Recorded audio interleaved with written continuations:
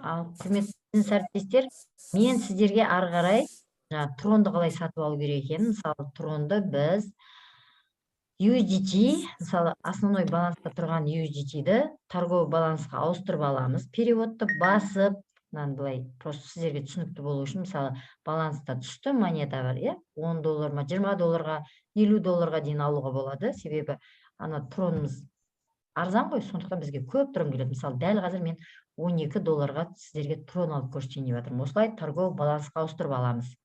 Сөйтеміз да торговля, классический торговля дегенді басамыз. Сөйтеміз да мына PLCU USDT деп тұр ғой бізге. Поисққа жазамыз. TRX. TRX USDT деген как раз трон дегенді білдіреді. А зачем его покупать? Потому что это для комиссии нужно, чтобы сохранить трон в кошельке Trusty Wallet. Ой, трон деппін. USDT. Мынаны басамыз. Самый минимальный, да? Ең арзан. Мен басам дегенше кетіп қалды да, тез істейміз.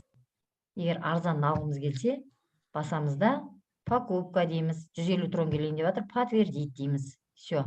Сатып алынды. Біздің тронымыз сатып алынбай қалды. Неге дейсіздер ма? Себебі менің анау тронымның бағасы өсіп кетті да, менікі ордерда қалып кетті. Міне, 150 монетаны мен ордер ашып қойдым да, ама срочно сатып алу керек. Ондай кезде ордерді отмена жасап тастаймыз, подтвердить дейміз. Сөйтеміз қайтадан барамыз трон алуға. Ең төменгісін тағы да таңдаймыз. Бұл жерден движение қатты кетіп жатыр, тез-тез істеу керек. Әйтсем сатып аламай қаламыз. Міне, енді мен сатып алдым.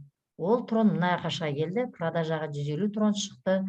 Енді мына жерде кошелекта, баланста ол тронның торговлясына түсті. Осылай. Міне, трон пайда болады мына жерге маған. Міне, мына жерге трон келді, торговыйға түсті. Оны основной балансқа шығарып аламыз.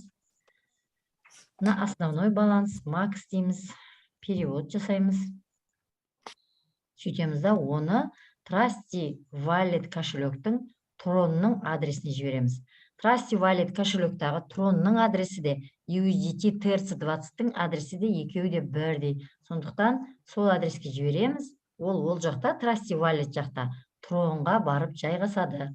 Бұл трон деген бізге Trusty Wallet кошелегінде комиссияға кететін энергия дейсіздер ма, комиссияға кететін ақша дейсіздер ма, осылай түсіне бересіздер. Қысқаша трон туралы ақпарат осы, сақтап қоям.